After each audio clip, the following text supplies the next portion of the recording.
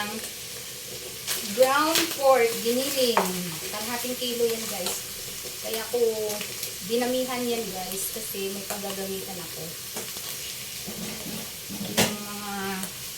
Yung mga lulutuin ko sa mga susunod na araw, ito ang isasahog ko.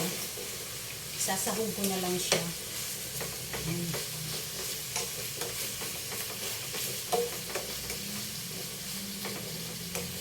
Medyo hindi pa nga siya tunaw yung giniling dito. Meron pa siyang buo-buo pero maghihiwa-hiwalay din ito mamaya pagka ano na. Naiinita na siya. Lang natin siya ng asin guys. Asin at saka paminta lang. Asin at paminta lang.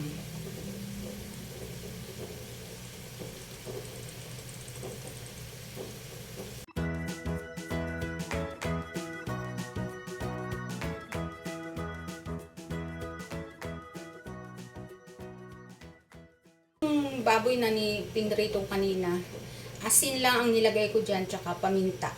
Tapos, ayun na. Pinirito ko lang, walang mantika. Basta lumabas lang yung mantika. Matagal ko siyang pinirito. Talagang pinalambot ko siya sa, init. Ayan. Ang sarap, malambot. Ayan. Ayan. Lumalabas na yung mantika. Ayan ba? Putok ba? Ayan. Ayan.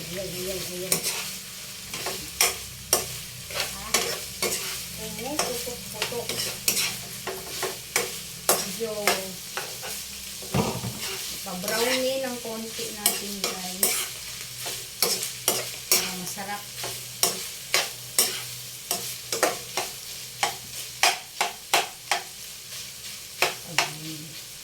Pa-brownie pa natin ng konti. Ayan guys. Pumuputok na talaga. Ilagay na natin yung huli nating ingredients, yung bell pepper. Medyo magtatakip lang itong kay pumuputok na talaga. Ihalo lang natin. Tapos na to. Ihalo lang. Ay!